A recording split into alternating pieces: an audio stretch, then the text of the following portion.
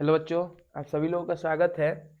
हमारे नए वीडियो में हम जो इलेक्ट्रिसिटी का वीडियो बना रहे थे उसी का लेक्चर नंबर 3 लेकर आए हैं। हमने पिछले वीडियो में ओम्स लॉ तक देख लिया था और मैंने आपको रेजिस्टेंस क्या होता है इसकी चर्चा कर दिया था। आज का हमारा टॉपिक है रेजिस्टेंस क्या होता है। आज का हमारा टॉपिक क्या है? रेजिस्टेंस क्या होता है। आप लोगों का कमेंट लगातार आ रहा था कि थोड़ा स्लो बोलिए, भले छोटा वीडियो या बड़ा वीडियो उससे मतलब नहीं है। तो आपके डिमांड पे मैं इस वीडियो को बड़ा बने या छोटा एक एक टॉपिक को ही कंप्लीट करने की कोशिश करूंगा। ठीक है। तो मैं रेजिस्टेंस क्या होता है तो लास्ट क्लास में आपको समझाने की कोशिश किया था कि जो कंडक्टर होता है, चाहे कोई भी चीज होता है जिसके अंदर इलेक्ट्रिसिटी फ्लो करता है, कोई भी चीज जिसके अंदर इलेक्ट्रिसिटी फ्लो करता है तो उसके अंदर वो करंट को चलने से थोड़ा सा रेसिस्ट करता है। क्या करता है? रेसिस्ट। जैसे जो इंसुलेटर होते हैं वो ज्यादा रेसिस्ट करते हैं, इसलिए उसमें करंट नहीं चल पाता है। रेसिस्ट मतलब अपोज, चलने से क्या करते हैं? रोकते हैं। उम्मीद है समझ में आपको सब चीज आ रहा होगा और सब चीज फ्रेम में भी आ रहा होगा, एकदम फर्स्ट क्लास आ रहा है। देखिए, तो जो कंडक्टर होते हैं वो अपने अंदर करंट को चलने से क्या करते हैं? रोक देते हैं। जो करंट कंडक्टर होते हैं वो अपने अंदर करंट को चलने से क्या करते हैं?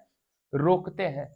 आप मेरी बातों को समझ रहे होंगे कि जो कंडक्टर होते हैं वो अपने अंदर करंट को चलने से रोकते हैं और उसी प्रॉपर्टी को हम क्या बोलते हैं? रेजिस्टेंस। इसका प्रॉपर डिफिनेशन मैंने लास्ट क्लास में दे दिया था। अब हमारा जो टॉपिक है वो है factor affecting resistance of conductor, resistance factor affecting resistance of a conductor, क्या ये मैं लिख रहा हूँ, resistance of a conductor, of a conductor. किसी कंडक्टर का जो रेजिस्टेंस है उसे कौन अफेक्ट करता है, उसे कौन अफेक्ट करता है। आप मेरे बातों को अब ध्यान से सुनिए। जो सबसे पहले है, जो सबसे पहले ये क्या है, ध्यान से सुनिए। जो सबसे पहले दिया है कि रेजिस्टेंस जो होता है वो कंडक्टर के लेंथ के, जो कंडक्टर का लेंथ होता है उसके क्या होता है?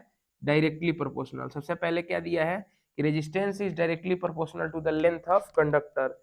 मैं आपको पहले ही बता चुका हूँ डायरेक्टली प्रोपोर्शनल का मतलब लास्ट दो क्लासों में, कि ये क्या लिख रहा हूं मैं, इसी को जस्ट स्टेटमेंट के रूप में, resistance is directly proportional, directly proportional to the length of conductor. ये कंडक्टर के लेंथ के क्या होता है? डायरेक्टली प्रोपोर्शनल होता है। पहला प्रॉपर्टी यही है कि जो जो रेजिस्टेंस होता है वो कंडक्टर के लेंथ के क्या होता है? डायरेक्टली प्रोपोर्शनल है। मतलब हम रेजिस्टेंस बढ़ाना है तो बस लेंथ बढ़ा दो, अपने आप रेजिस्टेंस भी बढ़ जाएगी। जो दूसरा प्रॉपर्टी है वो कहता है कि जो रेजिस्टेंस होता है वो इनवर्सली प्रोपोर्शनल होता है किस चीज के? एरिया के। दूसरा क्या कहता है? रेजिस्टेंस जो होता है वो इनवर्सली प्रोपोर्शनल। आपको पता होगा कि जो चीज इनवर्सली प्रोपोर्शनल होता है उसको नीचे दिखाया जाता है किसके? Area of cross section, area of cross section of conductor. Conductor के एरिया ऑफ क्रॉस सेक्शन के क्या होता है? इनवर्सली प्रोपोर्शनल होता है। मतलब जिस तरह रेजिस्टेंस लेंथ बढ़ाने पे बढ़ता है तो जो रेजिस्टेंस होता है वो एरिया बढ़ाने पे घटता है। इनवर्सली प्रोपोर्शनल का मतलब कि एक बढ़ेगा तो दूसरा घटेगा। इसको भी स्टेटमेंट में आप इस तरह याद रख सकते हैं, resistance is inversely proportional to the area of cross section, area of cross section of wire. उम्मीद है आपको सब चीज समझ में आ रहा होगा। जो रेजिस्टेंस होता है वो एरिया ऑफ क्रॉस सेक्शन के क्या होता है? तो इनवर्सली प्रोपोर्शनल होता है। क्या होता है? Inversely proportional. इसके बाद तीसरा दिया गया है कि जो रेजिस्टेंस होता है वो इनवर्सली प्रोपोर्शनल होता है किसके? टेम्परेचर के। किसके? टेम्परेचर के। जितना ज्यादा गर्मी होगा उतना ही कम क्या होगा? उतना ही ज्यादा क्या होगा? रेजिस्टेंस होगा। जो रेजिस्टेंस होता है, जो तीसरा प्रॉपर्टी क्या दिया गया है? तीसरा प्रॉपर्टी ये दिया गया है कि रेजिस्टेंस किस पे डिपेंड करता है? तीसरा प्रॉपर्टी कि रेजिस्टेंस जो डिपेंड करता है वो डिपेंड करता है टेम्परेचर पे। Resistance is directly proportional to temperature, resistance is directly proportional to temperature. अब ये क्या होता है, ध्यान से सुनिए। देखिए, resistance is directly proportional to temperature, इसका मतलब क्या है? Resistance is directly proportional to temperature का मतलब क्या है कि जितना ज्यादा गर्मी होता है उस समय हमारी वायर भी क्या होती है, गर्म होने लगती है, और जो कंडक्टर होते हैं वो भी क्या होने लगते हैं, गर्म। तो इसीलिए मैं बोल रहा हूँ कि रेजिस्टेंस जो होता है वो क्या होता है, टेम्परेचर के इनवर्सली डायरेक्टली प्रोपोर्शनल होता है। यदि टेम्परेचर ज्यादा होगा तो हमारे वायर का लाजमी बात है कि रेजिस्टेंस भी ज्यादा हो जाएगी, इसी वजह से गर्मियों में तार और ज्यादा खराब होती है। चौथा जो है वो दिया है कि रेजिस्टेंस डिपेंड करता है किस पे, चौथा चीज जो बता रहा है कि resistance also depends on resistance also depend on nature of material of of conductor. कह रहे हैं कि रेजिस्टेंस इस बात पे भी डिपेंड करता है कि हम किस चीज का मटेरियल लिए हैं एज ए कंडक्टर, हम किस चीज का मटेरियल लिए हैं एज ए कंडक्टर, इस बात पे भी हमारा रेजिस्टेंस डिपेंड करता है। तो यही चार चीजें थी जिसको क्या करता है, रेजिस्टेंस हमारा डिपेंड करता है। थोड़ा इसको ना आप शॉर्ट फॉर्म में, यहाँ से आपके लिए एक फॉर्मूला डिराइव होगा, क्या होगा, उम्मीद है सब चीज आपके फ्रेम में आ रहा होगा। यहाँ से एक शॉर्ट फॉर्म में आपके लिए फॉर्मूला डिराइव होगा, क्या होगा, फॉर्मूला डिराइव होगा। देखिए मैं अभी उस फॉर्मूले को डिराइव करने की कोशिश करूंगा। देखिए उम्मीद है सब चीज आपको समझ में आ रहा होगा, कोई दिक्कत की बात नहीं होनी चाहिए। अब देखिए मैं, देखिए अभी मैं आपके लिए एक जस्ट फॉर्मूला डिराइव करूंगा, आप इस तरह समझिए। देखिए कि हमने पढ़ा कि जो रेजिस्टेंस होता है, इस तरह समझिए, जो रेजिस्टेंस होता है वो डायरेक्टली प्रोपोर्शनल होता है किसके, लेंथ के। यहाँ से एक फॉर्मूला निकलेगा, देखिए यहाँ से क्या फॉर्मूला निकलेगा कि जो रेजिस्टेंस होता है वो डायरेक्टली प्रोपोर्शनल होता है किसके, लेंथ के। जो रेजिस्टेंस होता है वो किसके डायरेक्टली प्रोपोर्शनल होता है, लेंथ के। आपको पता होगा कि पहले वाले लाइन में हमने क्या लिखा है कि जो रेजिस्टेंस होता है वो डायरेक्टली प्रोपोर्शनल होता है किसके, लेंथ के। अच्छा ठीक है, इतना तो आपको समझ में आ रहा होगा कि जो रेजिस्टेंस होता है किसके डायरेक्टली प्रोपोर्शनल होता है, लेंथ के। ठीक है, तो अगला सुनिए, और क्या दूसरा क्या पढ़ लिया कि रेजिस्टेंस जो होता है वो इनवर्सली प्रोपोर्शनल होता है किसके, एरिया के। तो हम पहले दूसरे को क्या कर दे, कंबाइन कर दे, कंबाइनिंग फर्स्ट एंड सेकंड। हम कंबाइनिंग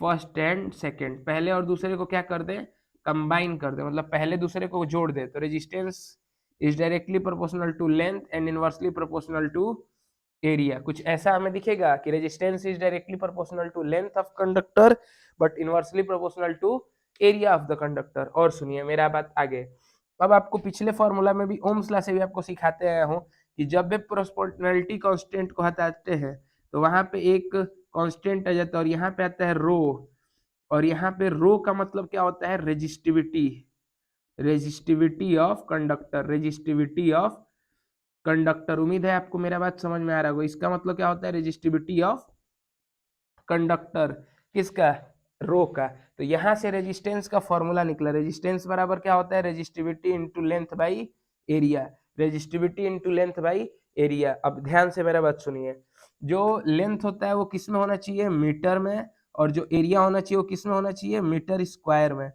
आपको इस बात का बहुत ज्यादा ध्यान रखना है क्योंकि क्वेश्चन में आपको ये फंसाने की कोशिश करेगा कि हाँ वो दे देगा सेंटीमीटर में और आपसे निकलवाने लगेगा, और बहुत से बच्चे ध्यान नहीं देते यूनिट के ऊपर। इस सेक्शन का जो सबसे ज्यादा क्वेश्चन गलत होता है वो यूनिट को लेके होता है। लड़के ध्यान नहीं देते हैं, तुरंत सेंटीमीटर एमएम में दिया रहता है, लड़के सवाल करना शुरू कर देते हैं, फॉर्मूला पता रहता है। लड़कों को पहले सबसे पहले किस बात पे ध्यान देना चाहिए, यूनिट पे। तो आपको यहाँ से उम्मीद है कि सब चीज समझ में आ गया होगा। तो आपसे पहला निवेदन यही है कि आप रेजिस्टेंस के इस फॉर्मूले को बढ़िया से कंठस्थ कर लें। अच्छा अब रेजिस्टेंस में, अच्छा ओम्स लॉ में रेजिस्टेंस है, हमने रेजिस्टेंस को कंप्लीटली पढ़ लिया।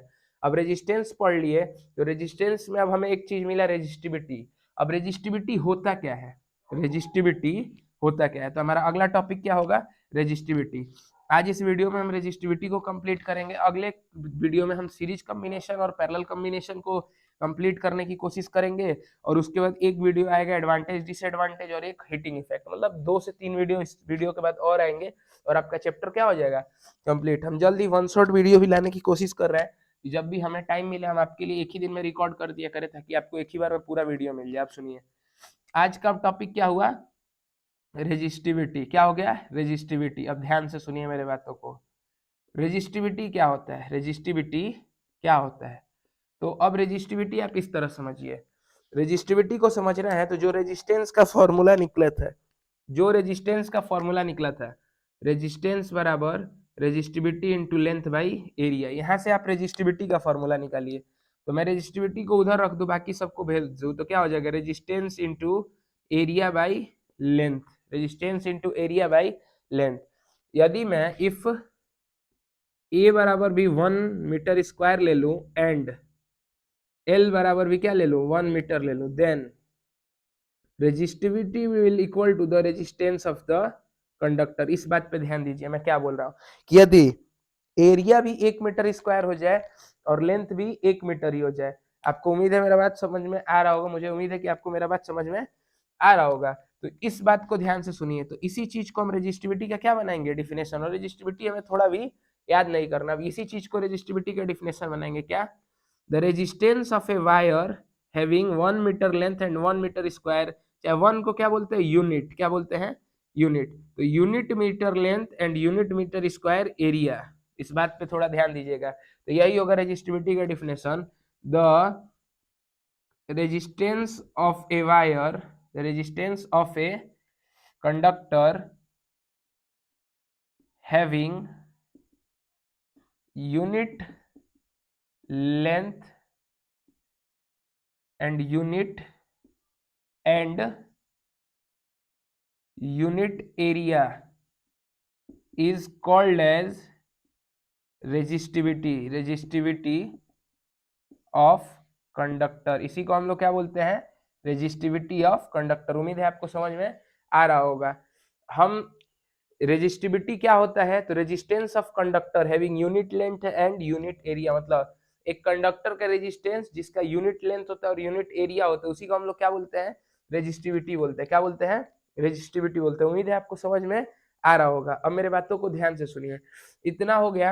एक चीज इसको आपको पता होगा कि रेजिस्टेंस का यूनिट क्या होता है, रेजिस्टेंस का यूनिट क्या होता है। तो आपको पता होगा कि रेजिस्टेंस को मेजर किया जाता है ओम में। किसमें, ओम में। आपको सब चीज समझ में आ रहा होगा। अब आगे बात सुनिए। रेजिस्टेंस को हम मेजर करते हैं ओम में, तो यहाँ से देखिए रेजिस्टिविटी बराबर जो फॉर्मूला निकला है, इस फॉर्मूले को मैं यहाँ पे अप्लाई कर रहा हूँ। रेजिस्टिविटी बराबर resistance into length by area, यही ना फॉर्मूला निकला है। तो आप, मेरा अगला प्रयास है यूनिट ऑफ रेजिस्टिविटी निकालना। क्या प्रयास है, यूनिट ऑफ रेजिस्टिविटी की। रेजिस्टिविटी का यूनिट क्या होता है, रेजिस्टिविटी का यूनिट क्या होता है, आप इस तरह समझिए। रेजिस्टिविटी के फॉर्मूले में बस आप हर चीज का यूनिट रखते जाइए। रेजिस्टेंस का यूनिट क्या होता है, ओम। लेंथ का क्या होता है, मीटर। और एरिया का क्या होता है, 1 मिनट, मैंने यहाँ पे गलत लिख दिया है। रेजिस्टिविटी का formula resistance into area by length होता है, ठीक। तो ओम और एरिया का होता है मीटर स्क्वायर, और इसका क्या होता है, मीटर। मीटर से मीटर स्क्वायर कट गया, क्या बच गया, ओम मीटर। क्या बच गया, ओम मीटर। क्या बच गया, ओम मीटर। अब आपको इतना समझ में आना चाहिए कि यूनिट ऑफ रेजिस्टिविटी क्या होता है, ओम मीटर। क्या होता है, ओम मीटर। तो इस तरह मैंने आपको इस वीडियो में रेजिस्टेंस भी समझा दिया और रेजिस्टिविटी भी। और पहली बात, रेजिस्टिविटी हमें किसी भी मटेरियल का याद नहीं करना, वो ऑलरेडी दिया रहता है। हमसे न्यूमेरिकल करवाएगा, आप न्यूमेरिकल का खूब प्रैक्टिस कीजिए। न्यूमेरिकल में इसमें कोई ज्यादा लॉजिक की बात नहीं होती है। हम रेजिस्टेंस का ज्यादा से ज्यादा न्यूमेरिकल क्लास में भी करने की कोशिश करेंगे, क्योंकि वो हम इक्विवेलेंट रेजिस्टेंस जो सीरीज पैरेलल में होता है उसको। तो इस 3 वीडियो में हमने इस कोशिश किया कि आपका लगभग ऑलमोस्ट सारा बेसिक सेक्शन खत्म हो गया। जस्ट अब 2 वीडियो आएंगे, वो बहुत ज्यादा इंपॉर्टेंट हो गया। उसके बाद लास्ट एक और वीडियो आपके लिए लाना पड़ेगा। तो हम 6 वीडियो में इस चैप्टर को कम्प्लीटली खत्म कर देंगे। उम्मीद है आपको ये वीडियो अच्छी लगी होगी, तो अपने दोस्तों के पास शेयर करें और इस वीडियो को लाइक करें।